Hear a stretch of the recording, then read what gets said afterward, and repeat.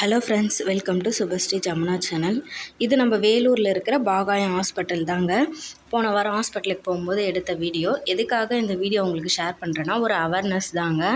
என்னென்னா, நம்ம ஹாஸ்பிட்டலுக்கு போயிருப்போம், நம்மளே முடியாமல் தான் இருப்போம். ஆனால் நம்ம கூட இருக்கிறவங்களும் அப்படி தான் இருப்பாங்க, வயசானவங்களும் அப்படி தான் இருப்பாங்க நம்ம நினச்சிருப்போம். ஆனால் அப்படி மட்டும் நினைக்கக்கூடாது. யாருமே நல்லா பேசுகிறாங்க, கொஞ்ச நேரம் பேக்கை வச்சுக்கோங்க அப்படின்னு சொல்லிட்டு நம்ம கேர்லெஸ்ஸாக இருந்தோம்னா நம்மக்கிட்ட இருக்கிற பொருளெல்லாம் எடுத்துகிட்டு போயிடுறாங்க. முக்கியமாக இந்த ஹாஸ்பிட்டலில் தாங்க இப்படி நடக்குது. குழந்தைங்க திருட்டு போகிறது, நம்ம ஃபோனு கொஞ்சம் அப்படி ஏமாந்தோம்னா ஃபோனு, நம்மக்கிட்ட இருக்கிற காசு இப்படியெல்லாம் எடுத்துகிட்டு போயிடுறாங்க அப்படின்னு சொல்லிட்டு அங்கே இருக்கிற செக்யூரிட்டி சொன்னாங்க. ஏன்னா ஒரு பாட்டி அந்த மாதிரி தான் பண்ணாங்க. பார்க்க ரொம்ப வயசானவங்களாக தான் இருக்காங்க, ஆனால் அவங்க அந்த வேலை தான் பார்க்குறாங்களாம். அப்படியே முடியாத மாதிரி வந்துட்டு நம்ம பக்கத்துலேயே இருந்து நம்மக்கிட்ட இருக்கிற பொருளெல்லாம் எடுத்துகிட்டு போயிடுவாங்களாம்.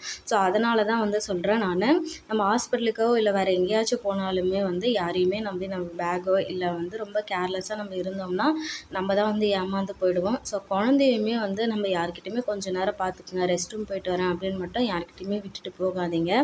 நானுமே எப்பயுமே யார்கிட்டையுமே கொடுத்துட்டு போக மாட்டேன். சுபாவையும் கூட்டிகிட்டு தான் எங்கே இருந்தாலுமே போயிடுவேன். இதுக்காக தான் இந்த வீடியோ. நான் பொதுவாக யாரையும் குறை சொல்லலை. ஒருத்தர் தப்பு பண்ணுறதுனால தான் எல்லாருக்குமே இந்த கெட்ட பேர் வருதுங்க.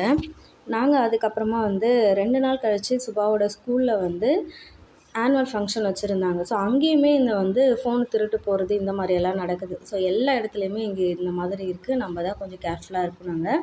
ஆனுவல் ஃபங்க்ஷனில் சுபாக்கு ஸ்போர்ட்ஸில் கலர் பால் பிக்கிங்ஸ் 3rd ப்ரைஸ் கொடுத்துருந்தாங்க. ஸ்டேஜில் ஏறி ஃபஸ்ட் டைம் அவங்க வாங்குறாங்களே, ரொம்ப எனக்கே ரொம்ப பெருமையாக இருந்தது.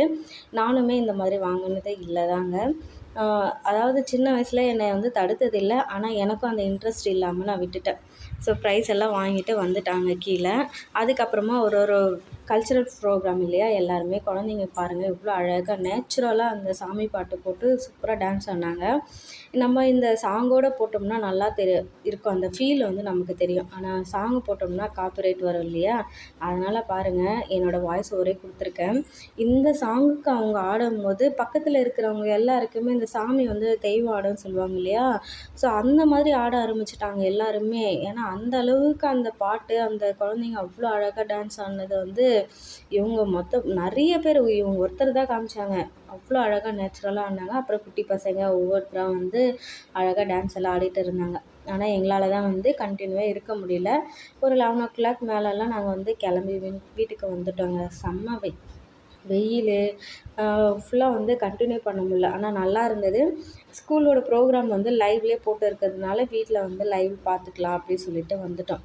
சுபாலாம் ஸ்டேஜுக்கு மேலே போகும்போது ஒரே அழுகை. ஏன்னா வேறு நாங்கள் மெயின் ஸ்கூலில் இது ஃபங்க்ஷன் வச்சுருந்தாங்க. பாருங்கள் எங்களோட ஃபேஸ் எல்லாம் எப்படி இருக்குன்னு. ஆனால் ஃபங்க்ஷன் முடிச்சதுக்கப்புறம் பாருங்கள் ஒரே ஹாப்பி தான். இந்த சிரிப்பை கொஞ்சம் பாருங்களேன்.